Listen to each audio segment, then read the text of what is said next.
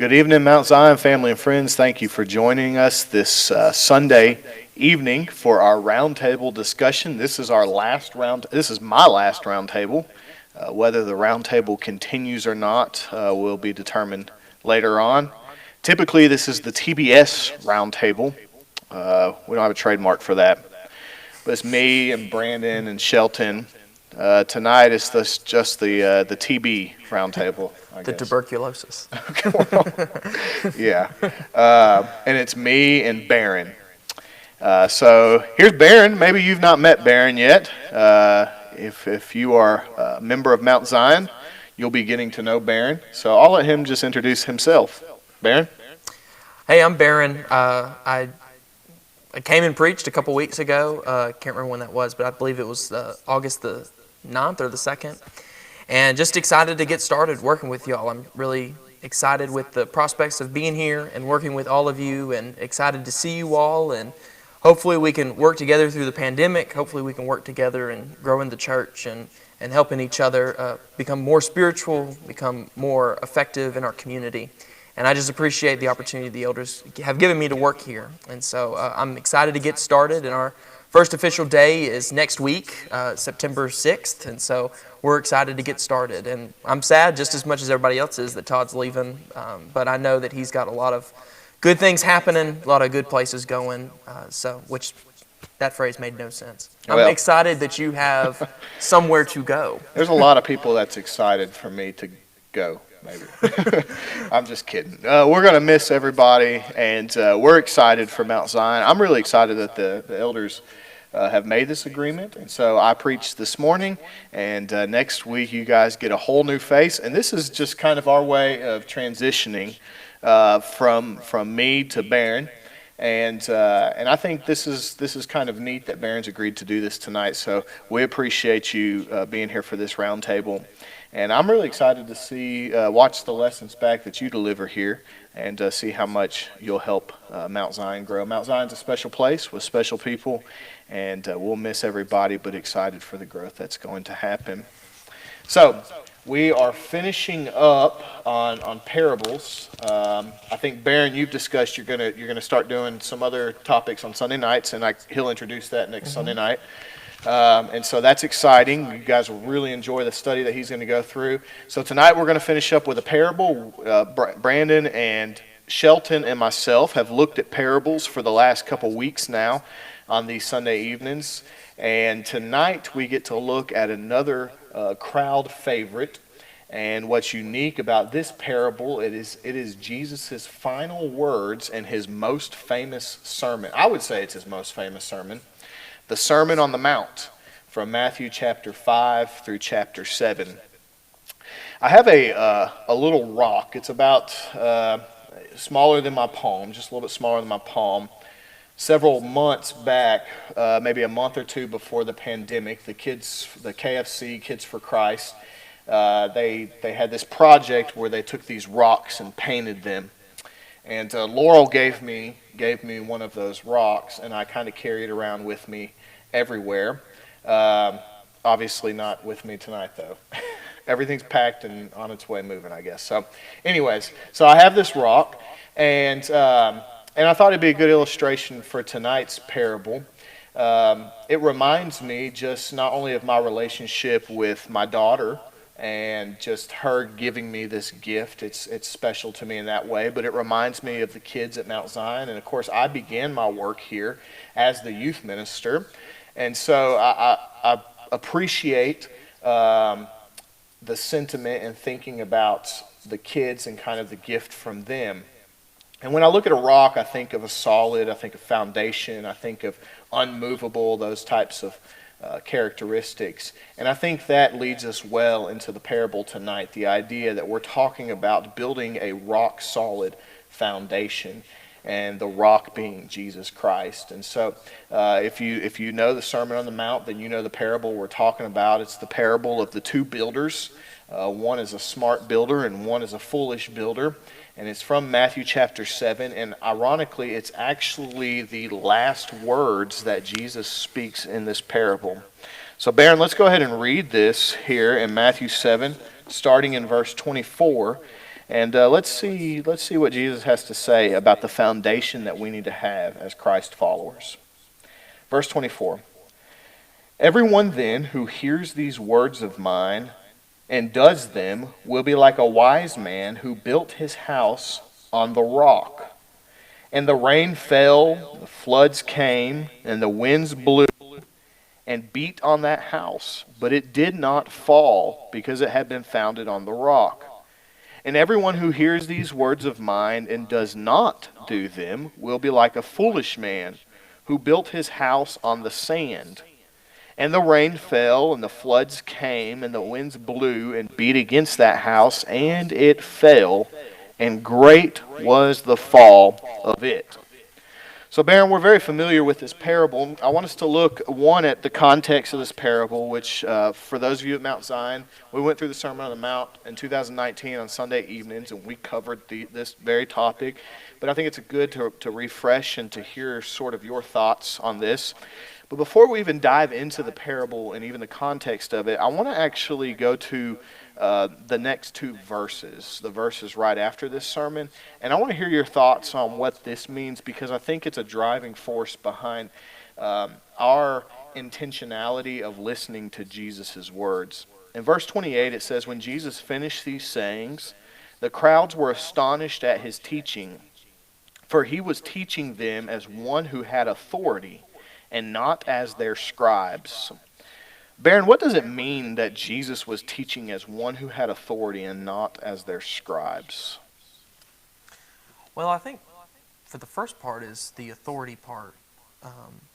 Jesus is an authority figure. He is a person who is trying to be the new king. He is, we've talked about it before, actually, when I preached here for the first time. We talked about Jesus in Matthew chapter 1 is related not only to Abraham, but he's related to King David, and that he comes from the line of David. Matthew actually has 5 blocks of teaching within it. Matthew chapter 5 through 7 is the first block of teaching. And what's interesting about that is, as he teaches, the way that he communicates is one who takes the law and takes what they already know and flips it upside down. And so you heard this, but I tell you this. You heard that, but I tell you something else. And really, he's not doing away with the law, but he's fulfilling it, which is a word that which Matthew likes to use when talking about Jesus throughout Matthew. So when thinking is one who has authority rather than a scribe. Well, a scribe is someone who writes the law, who copies the law for preservation's sake, to make sure that people continue to have it. So future generations, almost like 2,000 years later, we can benefit from scribes' work by even our scriptures, people who wrote the scriptures and continue to write them. And so he's not someone just reiterating what the law says, but he is one that's actually interpreting, using, and trying to mold into people's lives in the way that they ought to be, so that we become people who are like Jesus in every way, so that we can even become, as we'll talk about, become a wise person, someone who is wise rather than someone who is foolish. So Jesus is introducing something completely new to these people who are hearing, or at least you said upside down, this new concept. Is it a new view, or just different than what they anticipated? Is it a new view or one that they did not anticipate? Well, you can almost say that it's both. Because things that are new, sometimes you don't anticipate them. But I think I get the root of your question, which is it something that they did not already know? And I think that they knew the law, or else Jesus wouldn't be mentioning it. But he actually is reshaping it and forming it to where it not only hits them on their actions, but on the inside of why they do the things that they do. Okay. So that's what I would say. Of course, they know the law, but at the root of it, what do they not know? Well, just because you don't commit adultery doesn't mean that you don't have something wrong within you, something inside you, which is what Jeremiah wants, what Ezekiel wants, a new heart, not only a new commandment, but a commandment in your heart that's written on your heart, the heart of flesh, as Ezekiel would say, not the heart of stone. So Jesus isn't relying on somebody else's authority to teach these ideas, these concepts, but on his own. It's his own authority. Yeah, It's his own. I Okay. agree. Yeah. Not borrowing, but presenting. Yeah. So you mentioned something about, I don't remember the exact words you used, but they were in Matthew chapter 5. It actually goes to the context of this, of I think the entire Sermon on the Mount. Mm-hmm. You look at Matthew chapter 5, the very beginning, he of course presents the Beatitudes, then the whole salt and light concept, Mm-hmm. and then you said fulfill. Matthew likes to use that word fulfill a lot. Jesus is not coming to abolish anything, but actually fulfill it, which he actually says in verse 17. Do not think I've come to abolish the law or the prophets, which this is encompassing our Old Testament. Mm-hmm. Okay, I have not come to abolish them, but instead to fulfill them. And then in verse 20, Jesus really gives the context from which we will use this context to understand the parable. The context of the entire Sermon on the Mount, the theme of it is in verse 20. I tell you, of chapter 5, I tell you, unless your righteousness exceeds that of the scribes and Pharisees, you will never enter the kingdom of heaven. And so Jesus is actually taking what they know and wanting them to exceed, to go beyond. And then you said this upside down concept. That's interesting you said that, because last week, Brandon and Shelton and I looked at the parables of the lost coin, looked at the parable of the lost sheep, and we looked at the Sermon on the Hill from Luke, and how Jesus there also presented this idea of an upside down kingdom. Mm-hmm. Different than their expectations. Yeah. When he fulfills the law, his fulfillment of it is different. I guess what comes to mind first is his fulfillment of being the king, because he's not the king that they thought he would be. Yeah. They're thinking earthly, Mm-hmm. but this is spiritual. Yeah. So let's go back to Matthew chapter 7 and get into this parable a little bit. One thing, I guess I've heard this a lot when we read this parable, this idea that we sing the song, the VBS song, wise man builds his house upon a rock, foolish man builds his house upon sand. And so we look at the contrast. There's obviously two choices there. Yeah. Build your house on the foundation. Which is very common in the Bible. Yeah. Like Proverbs 9 is a good example. The two women. You have a lot of times where someone is put in a moment where they have to choose, well, which side will you go with? How will you live? How will you conduct your life? And so, that we're always viewed with these two options. There's never a third. It's always two. We just finished Micah on Wednesday night, and there was the two choices. Will the day of the Lord be to you the day of judgment, or a day of hope? And so, this is a common theme that we've looked at Mount Zion for the last couple of years now, that we've looked at, several lessons. So you got your two choices. Your one foundation is rock, which indicates solidness, unmovable, steady, anchored. I think of the Hebrew writer there, anchored in Jesus. And then there's sand, movable, unsteady, shakeable. On the surface, it sounds like it's common sense, right? I'm going to build my house on the rock. I guess I've heard it so often. What this means, this is what I've heard. What this means is that I can endure all the storms of life because I place my hope in Jesus. And so because I place my hope in Jesus, I'll receive blessing and honor and riches and all of these things. That's the interpretation I hear most often. Yeah, like if I make the right choices, that my life is going to go well. Which we want you to make the right choices. I think we talked about that a little bit earlier today. Like we want people to make right choices, and this is in some ways that make the right choices, so that the benefit of making the right choices always comes to you. If you in practicality sense, if you treat people well in business, you're going to do well. You're going to continue in business. If you always tell the truth, you will always benefit from telling the truth. You will always experience good when you do good things. Right. Well, in reality, Mount Zion knows just as well as I know that just because I fairly treat people in business does not always mean that my business is going to make it. Right. You know, I have had times where telling the truth was harder than lying, and in that moment, people were hurt by me telling the truth than lying to them, than what lying could have done. Yeah. And so, not that it wasn't in the future, it was still good, but at the moment, there was a storm that came. And so, like, the conventional wisdom of this passage, although true, I don't necessarily think what Matthew's getting at. Matthew is getting towards something completely different. So this is the debate. You said you mentioned Proverbs earlier. Mm-hmm. You know, Proverbs is a book of sayings that typically you follow what the proverb says, then the outcome is what the proverb says the outcome will be. You do good, good will happen to you, to your family. You do bad, bad will happen. And it's actually wisdom.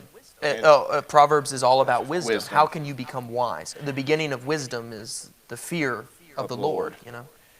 And then there's Ecclesiastes, which presents to us the view that there are times you do everything right, and it's all, what does he use the word, vanity? Vapor, useless. It's hevel is the Hebrew word, hevel. And so the idea that you mentioned this, like the first thought that came to my mind, you talked about the lying and how telling the truth sometimes is hard, and actually we've heard those sayings before, like you lie to get ahead or something. Yeah. Okay, so those are all realities of life, that sometimes you do the right thing and still the bad happens. Sometimes you do the bad thing and still the good happens. But the only way to glorify God is to do the right thing. Regardless of the outcome. And so if you do right and you glorify God, and still sometimes the outcome is not good, it's bad as far as an earthly sense goes, then it seems like that interpretation of this parable leads us away.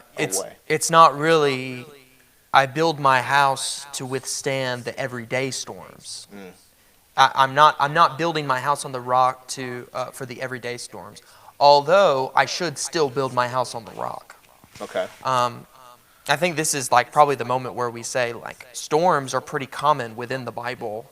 Okay. Just communicating that, like, the rain. If you notice, the rain came down, the floods came up. I'm just thinking more about the song, and then the winds blew. Well, in the Old Testament, wind, storms, floods, rain are all moments of God's presence with people. So a good example is Job 38, 1 and 2, talking about that God finally appeared to Job in a whirlwind, in just this wind that just goes all around. Some other passages here, Psalm 83:15, so may you pursue them with your tempest and terrify them with, the ESV has your hurricane. Go down to verse 23:19, behold the storm of the Lord, wrath has gone forth, a whirling tempest, it will burst upon the head of the wicked. Isaiah 40:24, scarcely are they planted, scarcely sown, scarcely has their stem taken root in the earth, when he blows on them and they wither, and the tempest carries them off like stubble. And so that's Isaiah 40, verse 24. And Isaiah 29, verse 6, the last one I'll read here. You will be visited by the Lord of hosts with thunder, with earthquake, and great noise, with whirlwind and tempest and the flame of a devouring fire. And so, like, Old Testament prophets, they see God's appearance when he comes to see people. usually in judgment, the day of the Lord. You've told me you all have been talking about that. In the day of the Lord, when the Lord appears to people, he will normally appear in an earthquake, or he will appear in some sort of rain, wind. He shows himself, and it's actually kind of interesting if you think about this. God is so interconnected with nature that nature reacts just by his very presence. And so Revelation's a good example. Wow. When Revelation happens, when does God appear? Like, what happens? Well, God appears in times of earthquakes. Yeah. And what happens to the bad people when those earthquakes happen? Well, they perish. Right. But then the remnant, the good guys, the Christians, those who are still faithful, as Revelation will say, they remain, they continue, they thrive. They thrive even in the midst of the storm that God brings So- about. So the good guy, bad guy. We'll do that. Yeah. Okay. So, that's great. So Revelation, you hear that John hears this trumpet, this thunderous sound. You look, and so it's the picture of the storm. The bad guys, the ones who build their house on the sand. Yes. Okay, they perish. Yes. The day of the Lord, this divine judgment that comes in the presence of this storm, rain, wind, flood, they perish because their foundation is upon the movable, shakeable, unstable sand. And when God appeared, they couldn't handle it. Like Yeah. when God appeared, they couldn't handle it. And it was just his very presence and what his presence brings that just destroys everything. So, good guys build their house on the rock, solid foundation. Rock is Jesus, his teachings. And right Well, I guess here, the it's rock his here teachings. is his teachings. Every all these words of mine and does them will be the one who builds his house. He's the wise man. The house is his very existence, I guess. Yeah. His behavior, his faith, his what drives him day to day. So the storm. Each house faces the storm. Whether you're built on the rock or you're built on the sand, you're still going to face the storm. Yes. The storm is the judgment of the Lord. Okay. The judgment of the Lord. So the storm is not bad itself. No. The It's judgment dangerous. is not bad. It's very dangerous. It's holy, set Very. apart, but it's not bad. It's It depends on who you are. well, yeah. Are you wise or are you foolish? And we could even say there are people who are living in our lives that do not think of the judgment in any way, in any capacity. They don't think about it. It doesn't come to their brain on the excitement of the judgment, because we will finally get to see the Lord. And that excitement actually comes from a preparedness. Okay. That I'm excited to see the Lord. Why? Because I have prepared myself to see Him. I have continued in His ways. I've listened to His teachings. I've become wise, and I've become the type of person that He could be excited in. And so, but the foolish person is the one who is not ready for Jesus to come. He's not ready for the Lord's appearing. He's only just living his life. Excited with the everyday decisions that he makes, even though they might not be good ones. So Matthew 7 is not about withstanding the trials of today. It's about being prepared for the presence of the divine judgment tomorrow. Absolutely. I honestly think that, and we've read on this, and we've tried to understand this. This is not something that we've come up with, but we've worked together on thinking about this, and I think that it's important for us to realize that Jesus is preparing the disciples. He's preparing the people who are listening to him for the future, and what God is going to do to the world in the end. What he's going to do to the world in his judgment. And there will be those who survive, and there will be those who do not survive, which is sad and scary at the same time. Yeah. So this morning we talked about Revelation 22. Come, Lord Jesus, being prepared and ready to make that proclamation. Come, Lord Jesus. This is exciting then to think about this entire the main point of this parable is being prepared. Yeah. Prepared by building your house on the rock, On Jesus' teachings, yeah. on the foundation of his teachings, Mm-hmm. which all of his teachings here in the Sermon on the Mount are that upside down kingdom, that upside down thinking. Yeah. You know, It's how do you treat somebody people? strikes you. Don't hit them back. Yeah. Turn the cheek. Okay. Turn the cheek. Yeah. The golden rule: treat others the way you'd want to be treated. Jesus later in John, I believe, he says to treat people or to love people the way that he has loved. Yeah. So even he continues to go beyond in his teachings. Think about it. Don't carry anger. You know, treat others, and of course the golden rule. You know, treat people the way you want to be treated, but also treat people in a way that gets rid of the anger in your own heart, the lust, the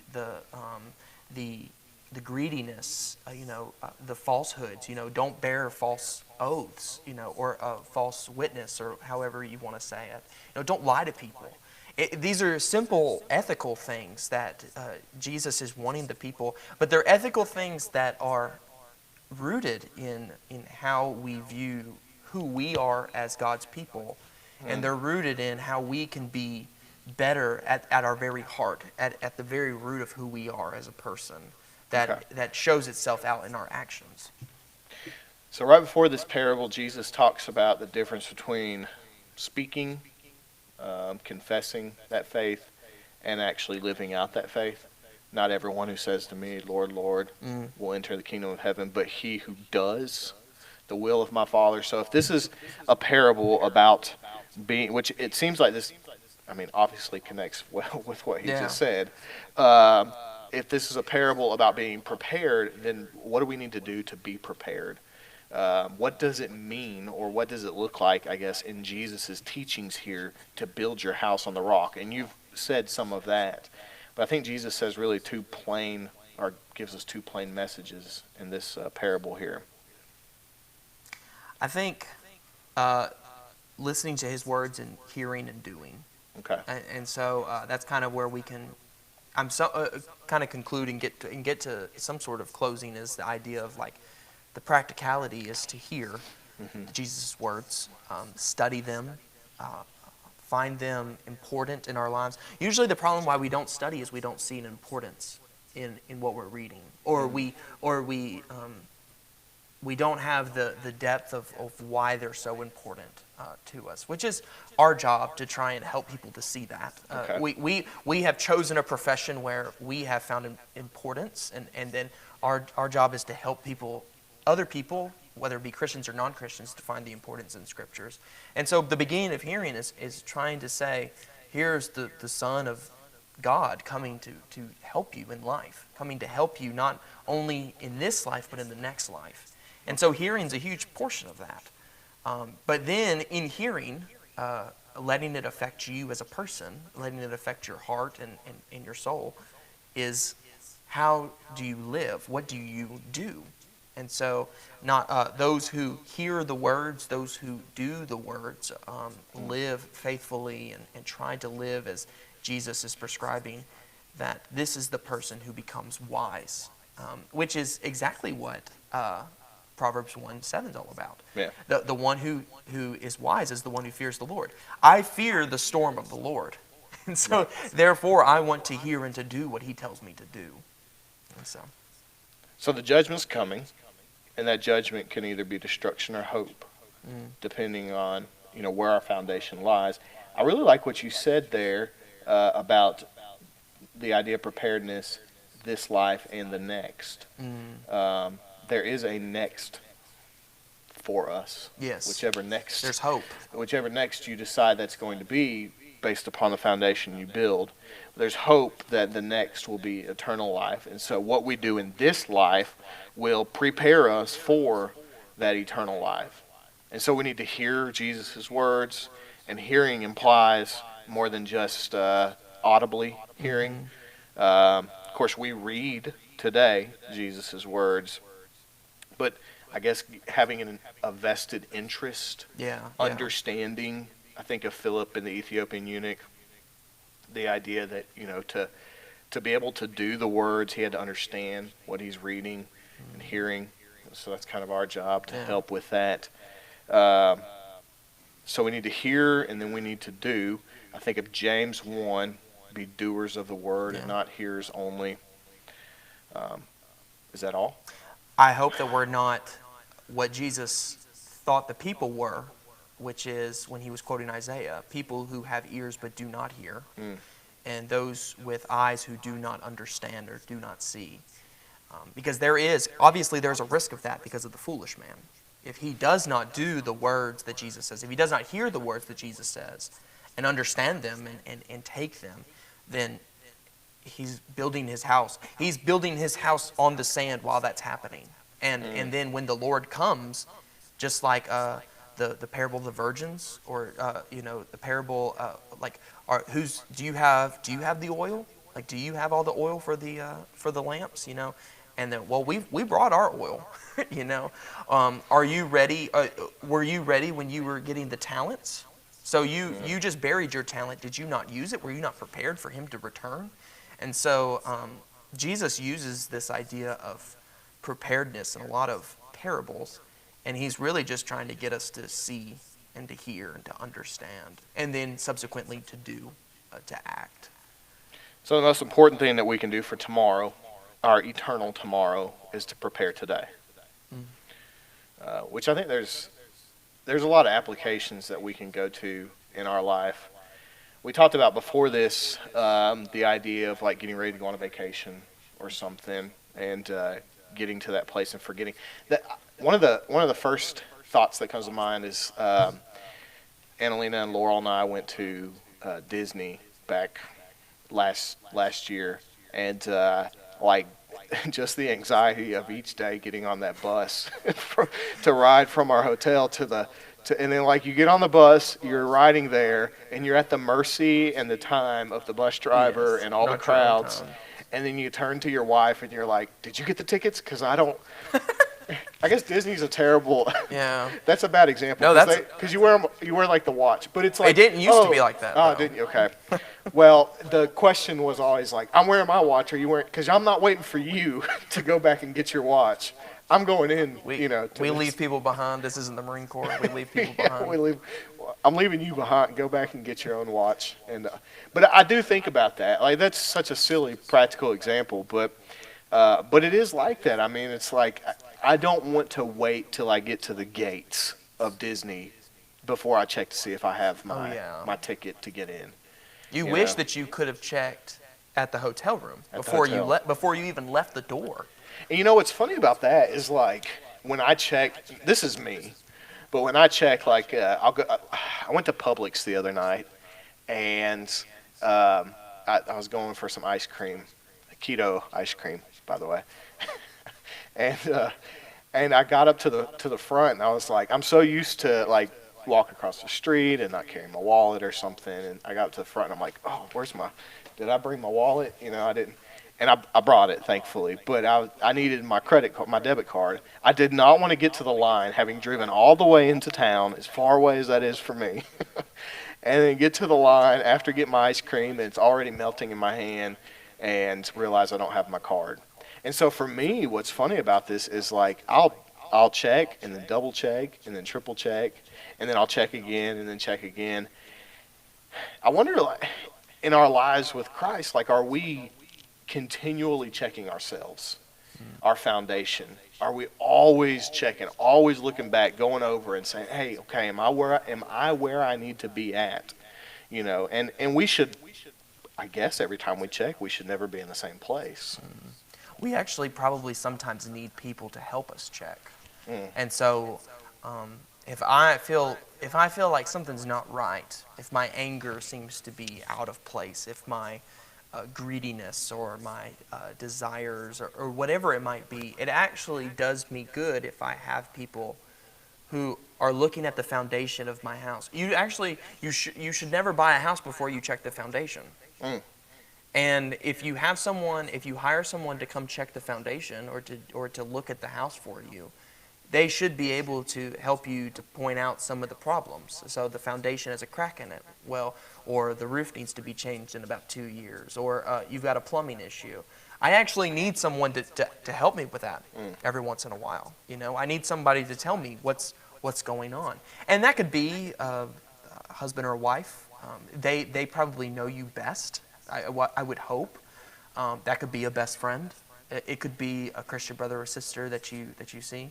And to be those people who check your preparedness, to check you up on some of the things that you're doing. It doesn't have to be a conversation in the side room of the church building. It could be over dinner at a restaurant. It could be meeting together on the front porch of social distancing, obviously, but it could be the front porch of your house. It could be in a comfortable place where y'all can truly communicate to each other. I'm really struggling with this portion of my life. I'm really struggling with this area, and I don't know really how to fix it. And I've been reading, I've been wondering, but how do you think that I should deal with this problem? Constant communication. Communication is key. Communication. And always using the measurement or the standard of Jesus' words. Matthew 7. The rock, yeah. Okay, well, let's close this thing up. I guess we'll kind of summarize here and then leave it for you guys tonight. The Sermon on the Mount is all about Jesus discussing the kingdom of heaven, exceeding in that righteous way, going beyond, presenting this upside-down kingdom, the fact that he's fulfilled the law and the prophets, not abolished it. And so we need to live in this way, and living in that way means laying our foundation. And the foundation that we lay is the teaching of Jesus. That's the rock. Absolutely. The teachings of Jesus. And when we have that foundation, it doesn't always mean that this life in this world is going to bring peace, is going to bring material blessing, is going to bring riches. There's going to be troubles. There's There's going to be trials. Yeah. In one sense, there will be storms no matter what. But the true giant storm that God surrounds himself with, when God returns, the question is, will we be ready? Are we prepared in that way? And that's the foundation. And that's the foundation. That's the reason we're building the foundation for the divine judgment storm. God, the day of the Lord, when God returns to bring home his final remnant, those who have hope and restoration, and will rain down judgment and destruction on those who are foolish and build their house on the sand, which I guess would be the teachings and ways of everything but Jesus. So yeah, I'm with you. Is that it? Any final words? I just want to say again, thank you so much for everybody. Please, if you will, this might sound like a weird plug, but follow me on Facebook if you'd like. My name's Baron Vandermoss. Follow me on Facebook. If you'd like to get to know me, I know during COVID-19 it's going to be extremely hard and difficult to try to get to meet everybody, at least on my end. So if you would like to send me a message about who you are, your family, who you're related to, anything along those lines, please send me a message on Facebook. Get to know me. Let me get to know you, and I'll let you get to know me. And so that way we can build up better relationships. It's going to be difficult, I think, in the next few months, but I'm willing to work. I'm willing to try. And so if you would, let's get together. Let's see each other, or let's Facebook friend each other. And otherwise, I don't really have anything. I'm excited to see everybody September 6th. Yeah, great. Well, Baron, I appreciate you doing this with us tonight. Hopefully you guys have enjoyed this. Getting to know him and hear some of his thoughts instead of just mine. I think you guys really enjoy listening to Baron preach and teach with you guys. I think you guys will grow with him and together. For now, I just want to encourage everybody, prepare yourself. Prepare for the Lord's return. Make sure your house is built upon that rock. And the first step you need to do in that is hearing. Hearing his words, committing to doing and carrying out his words, and that means giving your life fully, committing to Jesus and his teachings. I hope you guys have enjoyed this. I appreciate you very much. I will miss all of you. I'm excited for you. I'll have one more lesson Wednesday night, Lord willing, and then it will be barren from there on out. I love you guys very much, and I hope you guys have a good night and a great week. God bless.